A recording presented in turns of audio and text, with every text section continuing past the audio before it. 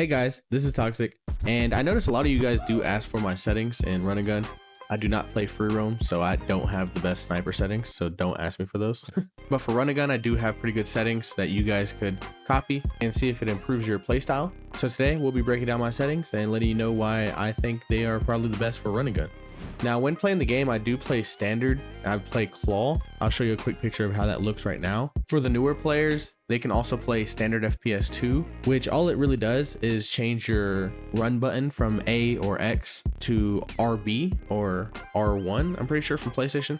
And that is for people who really don't want to play claw, since they're so used to probably having their fingers normal on their controller. Now, the main reason I play claw is so I'm able to run while my right thumb moves the camera stick. So I'm able to look over walls and really see everybody before I come out. So I can really gauge the situation and see what I'm coming out to. If there's 3 people, 2 people, 1 person or whatnot, so I can prepare myself for that. As you see right here, there's a wall. I can already see what's around the wall before I come out. As if you're not playing claw, you're just running straight and then you have to move your camera once you come out. Now, also playing claw for me, it gives you a wide range of mobility. So you can aim while you hold down A and move your camera at the same time. You can press all 3 of those buttons at once. And also, since it's right next to your X button or your square button on PlayStation, you can roll immediately pretty quick.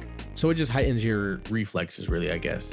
Now, getting into the settings, I'm gonna go one by one. I play assisted aim full, but the reason I do that is because I'm able to flick from one person to another. I'll show you a quick clip right here where you see I flick from left to right to right to right. It's not letting go of LT and then relocking. It's just flicking my right stick. And then the sprint mode, I have tap to sprint. There's also hold to sprint. I heard some people use that, but me personally been playing tap to sprint since 2013. So I'm just more naturally used to it, especially when playing claw. Now, vibration, I do have off. I cannot play with it on because it's just more of a personal thing, I guess. If you guys like it on, and you guys can play it with it on. If it's just me, I don't like it on. Now, invert look, all it does is switch. Instead of moving up on your stick to look up and down on your stick to look down, it vice versa switches that up. Personal if you want it or not, but me personally, I don't want it. Now, as I said in the beginning, I play standard claw, so my settings are on standard. My third person control type, first person I will not be going over. Third person control type is just standard. I play claw once again. Now, in regard to the sensitivity,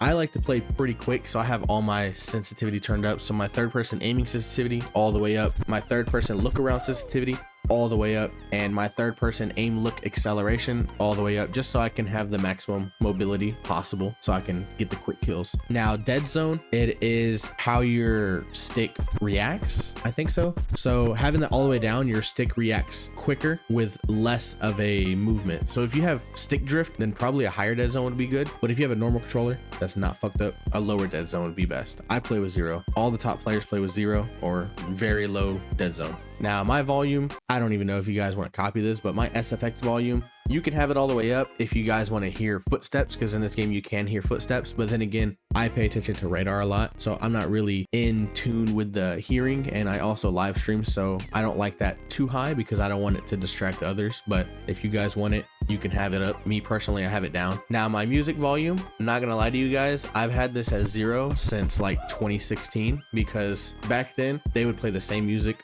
over and over and over. So I've just naturally put it down because it gets annoying after a while. I heard a lot of new music came out, but I'm not sure. Now, dialogue boost, I think it just boosts like game volume. If someone's wearing a mic in the lobby, it over exceeds the SFX and the music, so you can hear them louder. I guess for me, since I live stream for content, it's better. For people that view me, they can really watch. Now, most of the camera settings is first person, so I'm not even gonna go over it. Now, for display options, if you do have Xbox Series X or PS5, you can put a performance RT mode. If you have an Xbox One S, Series S, or a PS5 as well, you can put performance, which is basically 60 FPS, but it has no ray tracing like Performance RT does. Performance RT is 60 FPS with ray tracing. Or if you guys are playing on a regular Xbox One, I think you're stuck at fidelity, which is 30 frames per second. So yeah, that's the really difference there. I always play on Performance RT because it's just more clear. Now, my radar is always on. Of course, you have to have the radar on so you can see the dots, of course. My HUD is always up. HUD is basically